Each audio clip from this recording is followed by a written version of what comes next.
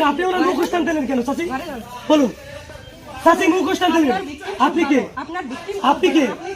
মুখ খোল आप ये तो बोला लगे खाओ कम में तीन के बच्चा अब ये तो बोला लगे खाओ कम में এখন এই মেয়ে লুবি বড় লুবি এর স্বামী আছে বাচ্চা আছে লইয়া বিয়া করছে এখন ওনার ছেলে আমাদের মানবে কিন্তু ওনার ছেলে আমরা রেখে আমার বাসায় আমি আসার পর ওনার ছেলে আমার বলছে বাসাইতে এখন ওনারা আমার মারধর করে বোরকা মোকা টাইনা মাইনা খুললে মিলে একশো করে লাইছে এখন বলেন আমি কি আইনি আশ্রয় নিব না আপনারা আমার সাহায্য করবেন আমার স্বামীর বাচ্চা তোমার বোন এতগুলো টাকা আছে তখন তোমার তাও ছিল না খাইছো কেন টাকা পয়সা কথা বলো খাইছো কেন তখন বোন লাগছে টাকা তোমার স্বামী আছে না তোমার তিন के স্বামী আর তোর স্বামী নেই সময় এক একটা জিনিস দাবি করে নেয় যেমন একটা আমি টেকনোফোন কিনা দিছি 29,000 এই যে 24,000 টাকা দিয়ে একটা বাইক কিনা দিছি টাকা মেট্রো লো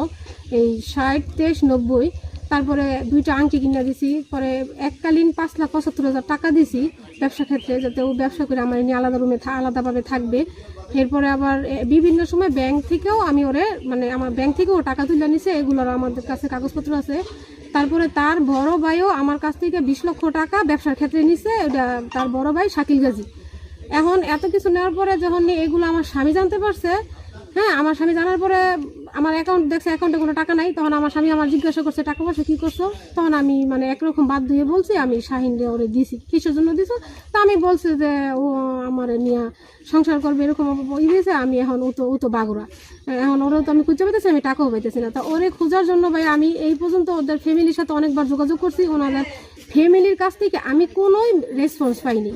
তো আমি ওনার ফ্যামিলিতে জানাইছি যে আপনার ছেলে আমার কাছ থেকে বাইক নিছে 2 ভরি স্বর্ণ নিছে এমন 5,75,000 টাকা নিছে আমি এগুলো ওনার ফ্যামিলিকে লিখিতভাবে জানানো হয়েছে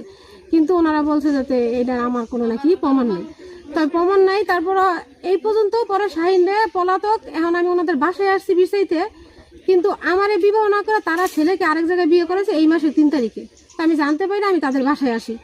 যে আমার ঝামেলা শেষ না করে আপনারা কীভাবে ছেলেকে আরেক জায়গায় বিয়ে করেন তারপরে বাসায় আসার পরে ওনারা মানে বসার কথা বললে আমি বাসায় আসি আসার পরে আমার মনে করেন এই শাহিনের আম্মা আমার মাহফুজা বেগম সে আমার ইচ্ছা মতো মনে করেন বরকা মোকা টাইনা মাইনা চিরামিরা আমার মারধর করে না থাকার কারণ সে ডাইকে ঢাকাতে নেছে দেখেন সে কি করছে আমি ঢাকার গাড়িতে উঠছি যদি কালকে বিচারে না বসো তারপরে দেখা যাবে এই এসএমএসটা দেখেন আপনারা